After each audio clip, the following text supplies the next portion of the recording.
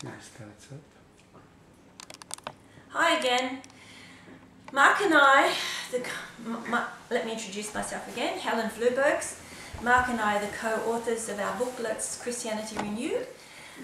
We've got this lovely website where we're having interactive dialogue with you out there in cyberspace.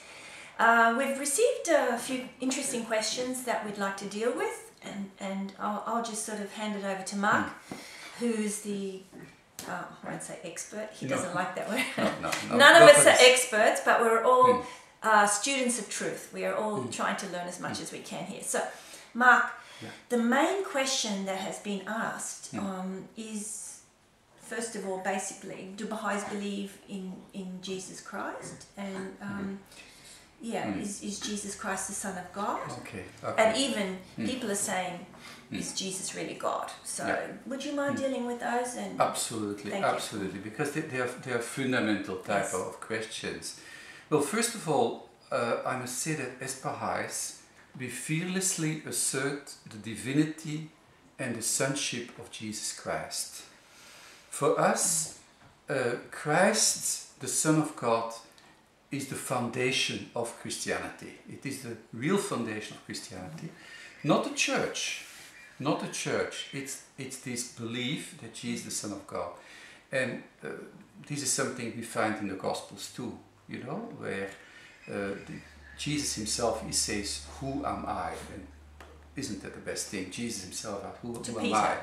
He asked to his apostles, disciples, and some say you're Elijah, they say some of the prophets, and so on. And then Peter, he falls on his knees and he said, "You are the Son of the living God." And at that moment, Jesus didn't say, "Oh, no, now you've gone too far." Jesus says, "It's not flesh and blood which has revealed this to you, but my Father which is in heaven." And this became the rock. This became the rock for all the teachings. The rock meaning foundation. The foundation for all the teachings. Some churches will say that they are the rock, but actually this is historically, it's a spiritual foundation. It's a spiritual foundation, yes. And we as Baha'is, we believe exactly the same thing. The foundation of religion is really that perfect soul, the manifestation of God, who becomes manifest and who enters within our creation and who brings teachings to this world. So that's when we talk about Christ, the Alpha and the Omega. It's the beginning and the end. It is a continuation. Of that spiritual truth. Yeah, of that spiritual truth. So that's one way of looking at that concept of the Son of God. Yes. Yeah. So we're not really saying Son of God as in a physical son. It's not a physical. I also got sons. Yes. We got sons, but that's not. It's not in that physical way. So it's the spiritual. It's a spiritual really? Concept. Yeah.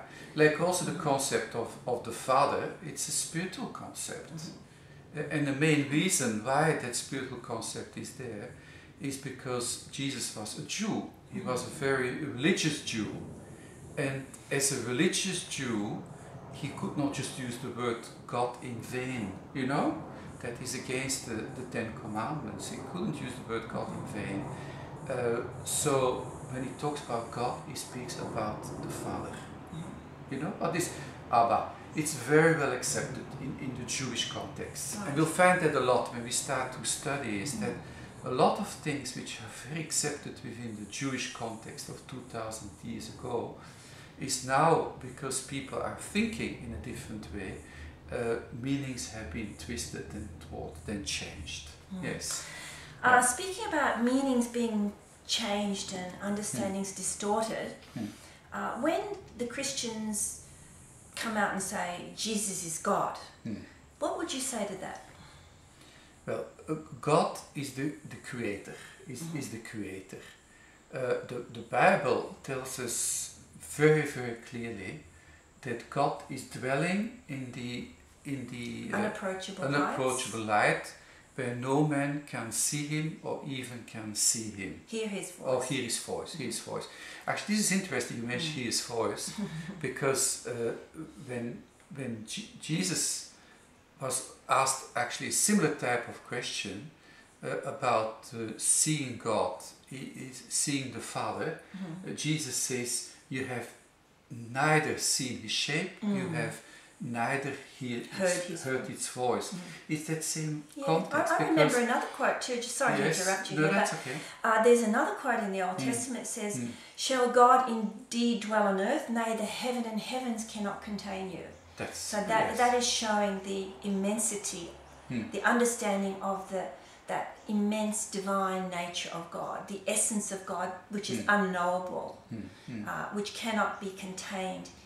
But his spirit can be manifested through these divine spiritual educators, and that's how we know God. And that's how we know God. Yeah. Yes. We're not denying the existence of God.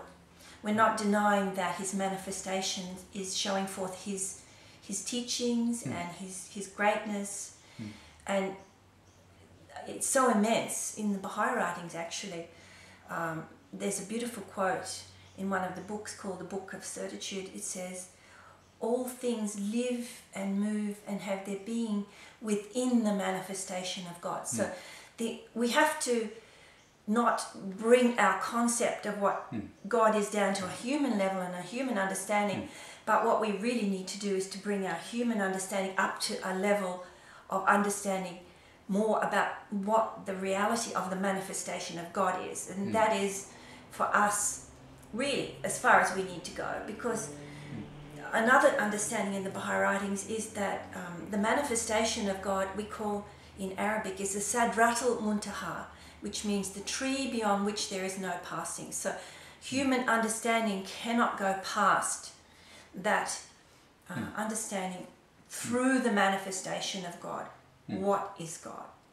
So we understand about his attributes and his divinity, his perfections, through that manifestation, but we can, the essence of God we can never understand, just like we can't understand the essence of anything, basically.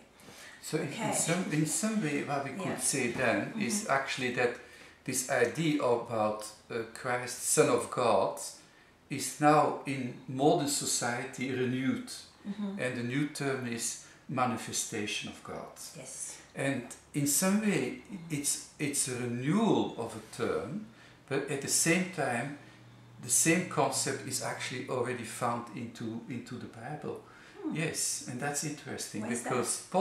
Paul he says that Christ is the image of the invisible God. Christ is the image of the invisible God. What means that God himself is the invisible one, you know, but Christ is an image. A mirror. It's like a mirror. When It's you like look in the a mirror of the personage of Yeah. Jesus Christ, you are looking at the reflection of the attributes of God and his perfections. Yes. Yes. And that's the reason then also why as Baha'is, and they can be from Hindu background, Buddhist background, Jewish background, doesn't matter, if they do not believe in Christ, they have denied God himself. So this is a very, very strong concept. Right. As Baha'i, we believe in the divinity and the sonship of Jesus Christ. Yes. Maybe if time permits, in the next program we talk about an example, how to explain more about that manifestation of God. Okay, that sounds good. Okay. So that's enough for now. Yeah. Okay, Yes, tune in again to the next show. Thank you.